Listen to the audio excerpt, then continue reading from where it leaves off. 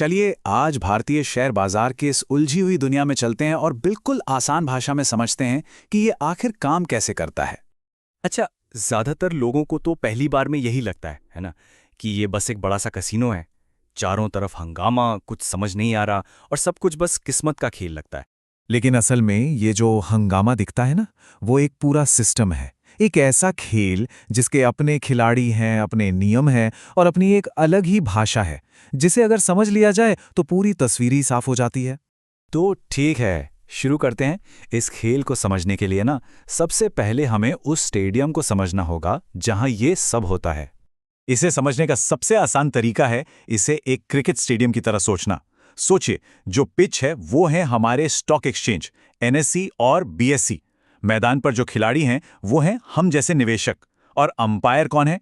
Umpire है सेबी, जो ये पक्का करता है कि कोई चीटिंग ना हो और खेल फेयर हो। अब देखिए, मैदान में हर तरह के खिलाड़ी हैं।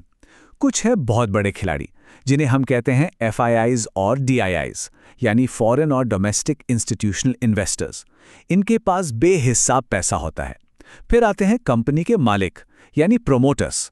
और आखिर में आते हैं रिटेल इन्वेस्टर्स, मतलब हम जैसे आम लोग। पर एक बात याद रखने वाली है, मैदान में सबकी ताकत एक बराबर नहीं होती। और भारत में खेलने के लिए दो मेन पिच हैं, एनएसई और बीएसई। कमाल की बात यह है कि बीएसई एशिया का सबसे पुराना एक्सचेंज है। सोचिए, 1875 से है, जबकि एनएसई 1992 में आया और आते ही पूरी तरह से डिजिटल था।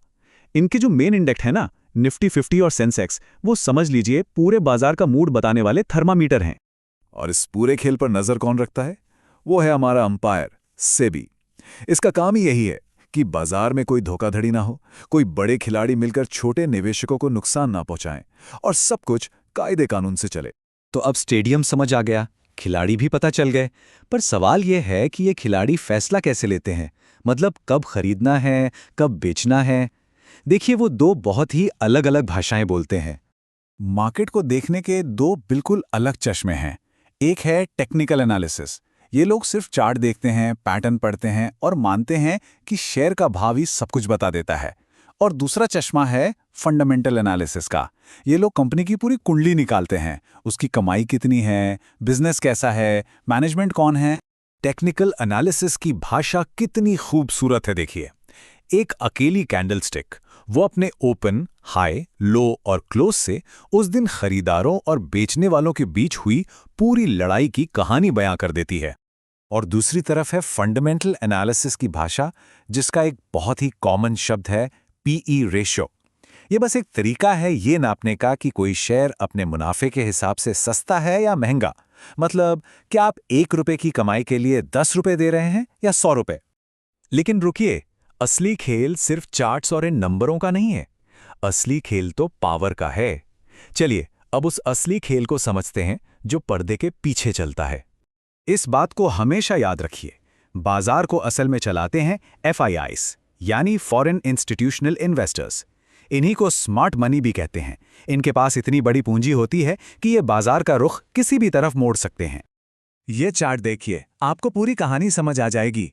किसी भी बड़ी कंपनी में 55% हिस्सा तो प्रमोटर्स यानी मालिकों का होता है, करीब 15% एफआईआईज और डीआईआईज का। और हम जैसे रिटेल पब्लिक के पास कितना? सिर्फ 15%। इससे साफ है कि कंट्रोल किसके हाथ में है। और यही स्मार्ट मनी असली खेल खेलती है।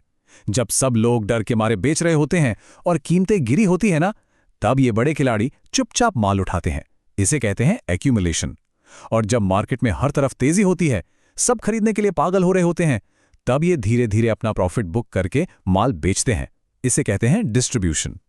तो अब अगर इन सारे टुकड़ों को जोड़कर देखें तो बाजार एक रैंडम शोर नहीं लगता, बल्कि ये एक सिस्टम की तरह दिखता है, जिसके पीछे एक लॉजिक है, एक तर्क है।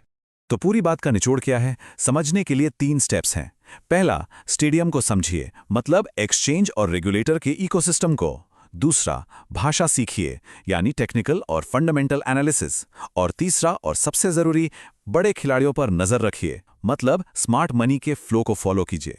तो अब जब खेल के ये बुनियादी नियम पता चल गए हैं, तो क्या इस खेल को देखने का नजरिया कुछ बदलेगा? ये एक ऐसा सवाल है जो शायद हमें मार्केट को एक बिल्कुल नई रोशनी में देखने के लिए मजबूर कर दे।